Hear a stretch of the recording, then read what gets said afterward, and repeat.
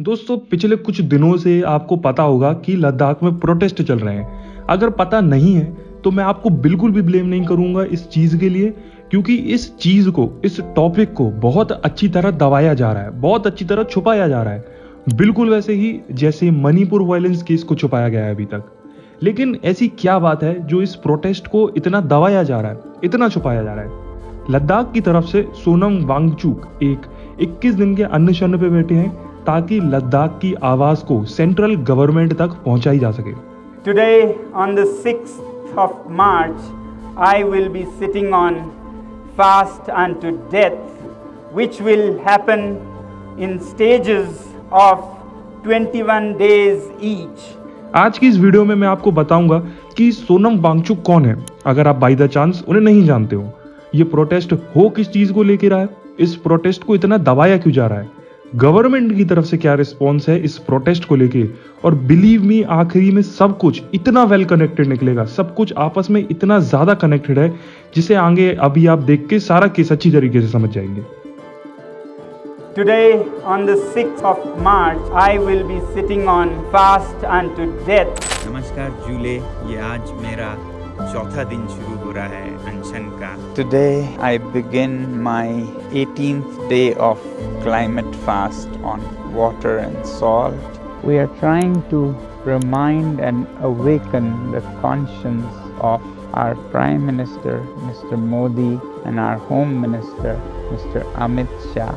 In the name of development, we plunder the mountains. जो main stream media है भारत की, उसने इस आंदोलन का जो उथल पुथल इस सीमा पर हो रही है इसका जरा भी जिक्र नहीं किया। I am Sonam Wangchuk, reaching out to the people of the world from a place called Leh in Ladakh.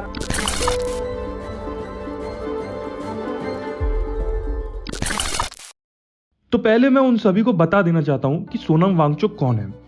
असल में ये वही है जिनसे इंस्पायर होकर 3 इडियट्स के जो रेंचो है उनको डिजाइन किया गया था, जिसे आमिर खान ने पोर्ट्रे किया था। सोनम वांगचुक को कई सारे अवार्ड्स दिए गए हैं, जिनकी लिस्ट अभी आपको आपकी स्क्रीन पे दिख रही होगी, आप पॉज करके भी एक बार इनको पढ़ सकते हैं।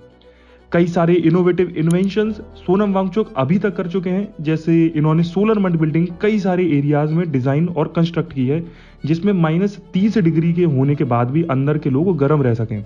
इसके अलावा इन्होंने एक बहुत ही इनोवेटिव इन्वेंशन किया है, जहां पे इन्होंने आइस स्तूपास को डिजाइन किया है, जो कि हेल्प करता है लद्दाख को समर में पानी की कमी पूरी करने में। तो एक इतना बड़ा इंजीनियर अगर प्रोटेस्ट में बैठा है तो क्या रीजन हो सकता है? रीजन को जानने से पहले हम देख लेते हैं कि 6th शेड्यूल क्या होता है। 6th शेड्यूल को ही आप मेन रीजन मान सकते हैं इस प्रोटेस्ट के पीछे का। तो जो ये 6th शेड्यूल है ये असल में ट्राइबल कास्ट के लिए है, जो कि मेनली बिलोंग करती है असम, मेघालय, त्रिपुरा, मिजोरम, इन जैसे एरिया से। तो दरअसल जब अगस्त 2019 में जब आर्टिकल 370 को कश्मीर से हटाया गया था, तो उस समय कश्मीर को 2 हिस्सों में डिवाइड कर दिया गया था। एक बना कश्मीर और एक बना लद्दाख, और दोनों को ही यूनियन टेरिटरी घोषित कर दिया, बिल्कुल वैसे ही जैसे आज दिल्ली, पौंडीचेरी वगैरह ये सब यूनियन टेरिटरी बनी हुई है। तो इस समय कश्मीर के पास लोकसभा, लेजिस्लेटिव असेंबली, ये सब कुछ था। अपना लोकल गवर्नेंस कश्मीर खुद देख सकता था। लेकिन सेपरेशन के बाद लद्दाख के पास कोई भी अपना लेजिस्लेटिव असेंबली या लोकसभा कुछ भी नहीं था। आसान भाषा में अगर मैं आपको ये सीन समझाऊं तो लद्दाख को डायरेक्ट सेंट्रल गवर्नमेंट रन कर रही थी। लद्दाख के पास अपनी कोई लोकल गवर्नेंस नहीं थी। तो इसी डिमांड के चलते लद्दाख ने 2 काउंसिल्स की डिमांड करी है। एक है ऑटोनॉमस डिस्ट्रिक्ट काउंसिल्स यानी कि ADCs, और जो दूसरी है वो है ऑटोनॉमस रीजनल काउंसिल्स यानी कि ARCs। असल में लद्दाख के 2 डिस्ट्रिक्ट्स हैं, लेह और कारगिल।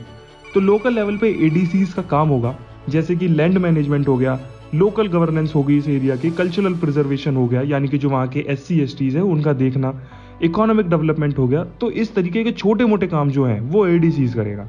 वहीं पे जो ARC है उसका काम होगा पूरे रीजनल लेवल पे, यानी कि पूरे लद्दाख के लेवल पे, ना कि उसके डिस्ट्रिक्ट्स के लेवल पे। आसान भाषा में ARC एक टाइप से ब्रिज की तरह काम करेगा, जो कि ADC और सेंट्रल गवर्नमेंट को जोड़ने का काम करेगा। इसी डिमांड को उठाते हुए सोनम वांगचुक अनशन पे बैठे हैं। अब मैं आपको आगे 2-4 पॉइंट्स बताऊंगा, आप देखना वो सारे पॉइंट्स आगे जाके कितना बढ़िया तरीके से कनेक्ट कर रहे हैं, कैसे सारी बातें आकर एक ही जगह मिल रही हैं। तो पहला तो पॉइंट यही हो गया कि सोनम वांगचुक को क्या अगर लद्दाख में 6th शेड्यूल आता है या नहीं, वो तो एक इंजीनियर है, वो तो एक साइंटिस्ट है, उन्हें इन सब पॉलिटिकल चीजों से क्या, किस वजह से सोनम वांगचुक अनशन पे बैठे हैं। दूसरा पॉइंट ये हो गया कि क्या प्रॉब्लम आ रही है जो गवर्नमेंट 6th शेड्यूल नहीं लगने देना चाह रही है। कोई बहुत बड़ी डिमांड तो ये है नहीं। और तीसरा पॉइंट है कि इस बात को इतना दबाया क्यों जा रहा है, क्या रीजन है जिसकी वजह से आपको ये न्यूज किसी भी न्यूज चैनल पे देखने को नहीं मिलेगी। कोई भी न्यूज चैनल खोलिए, वहां आपको बस फालतू की न्यूज मिल जाएंगी कि आज एल्विस यादव ने ये वाली चाय पी, आज एल्विस यादव ने ये किया। तो क्यों मीडिया इस चीज को दिखाना नहीं चाह रही है? आप अभी आगे देखेंगे तो आप समझेंगे कि ये सारी बातें आपस में बहुत अच्छी तरीके से कनेक्ट हो रही है, सब एक ही जगह मिल रही हैं। पिछले कुछ सालों से कई सारे रिसोर्स एक्सप्लॉयटेशन के काम कंटिन्यूअसली लद्दाख में चल रहे हैं। रिसोर्स एक्सप्लॉयटेशन से मेरा मतलब है mining operations, hydro electric operations, tourist operations, इस तरीके के। देखिए, किसी जगह के रिसोर्स निकालना या उधर का इंफ्रास्ट्रक्चर बिल्ड करना कोई खराब चीज नहीं है, इससे डेवलपमेंट ही आता है। लेकिन लद्दाख उन एरियाज में नहीं है जो इन सब चीजों के लिए बना हो। ये mining operations, hydro electric projects, इन सब की वजह से लद्दाख में लैंडस्लाइड्स, अर्थक्वेक, फ्लैश फ्लड्स, ये सब आने का खतरा भी फिर बहुत ज्यादा बढ़ जाता है। अब सोनम वांगचुक एक क्लाइमेटोलॉजिस्ट है, एक इंजीनियर है लद्दाख जैसे माहौल के, तो इसी वजह से लद्दाख के एनवायरमेंट को बचाने के लिए सोनम वांगचुक इन सब प्रोटेस्ट में पार्ट ले रहे हैं। अब दूसरा पॉइंट देखते हैं कि गवर्नमेंट इन सब चीजों को सुनना क्यों नहीं चाह रही है।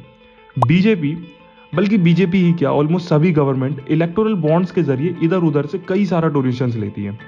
डोनेशन से मेरा मतलब है 6-6, 7-7 हजार करोड़ रुपए का डोनेशन। इलेक्टोरल बॉन्ड्स वैसे अपने आप में एक बहुत अलग टॉपिक है, इसके ऊपर अगर आपको एक सेपरेट वीडियो चाहिए हो तो कमेंट में इलेक्टोरल बॉन्ड्स लिख दीजिएगा, मैं उस पर एक सेपरेट वीडियो भी बना दूंगा। खैर, इलेक्टोरल बॉन्ड्स को अगर मैं आसान भाषा में बताऊं तो सभी पॉलिटिकल पार्टीज को जितना भी पैसों का डोनेशन आता है किसी भी प्राइवेट कंपनी से, तो वो इन्हीं इलेक्टोरल बॉन्ड्स में आता है। तो इन प्राइवेट कंपनीज ने जिम्मा उठाया लद्दाख को एक्सप्लॉइट करने का, उसके रिसोर्सेज निकाल के बाहर बेचने का, और इसके बदले में ये कंपनीज देंगी डोनेशंस गवर्नमेंट को जो उस एरिया में गवर्नमेंट बना के बैठी है। और मैंने शुरू में ही आपको बता दिया था कि लद्दाख पे डायरेक्ट कंट्रोल अभी सेंट्रल गवर्नमेंट यानी कि बीजेपी का है। तो इसी वजह से बीजेपी इस प्रोटेस्ट को सुनना नहीं चाह रही है। इस प्रोटेस्ट के रिस्पॉन्स में कुछ भी अभी तक एक्शंस लेती हुई हमें नजर नहीं आई है। और अब अगर तीसरे पॉइंट को देखें कि इस न्यूज को छुपाया क्यों जा रहा है, कोई भी मीडिया इस न्यूज को अपने न्यूज चैनल पे क्यों नहीं दिखाना चाह रहा है, तो शायद अब तक आपको रीजन पता पड़ ही गया होगा। मैं आपके ऊपर ये छोड़ता हूं, मुझे कमेंट करके बताइएगा कि इस न्यूज को छुपाया क्यों जा रहा है। अगर हिंट दूं तो रीजन वही है जो रीजन था मणिपुर वायलेंस को छुपाने का। तो आप कमेंट करके मुझे बताइएगा कि इस न्यूज को क्यों छुपाया जा रहा है। तो फिर मिलते हैं आपसे अगली वीडियो में, तब तक के लिए धन्यवाद।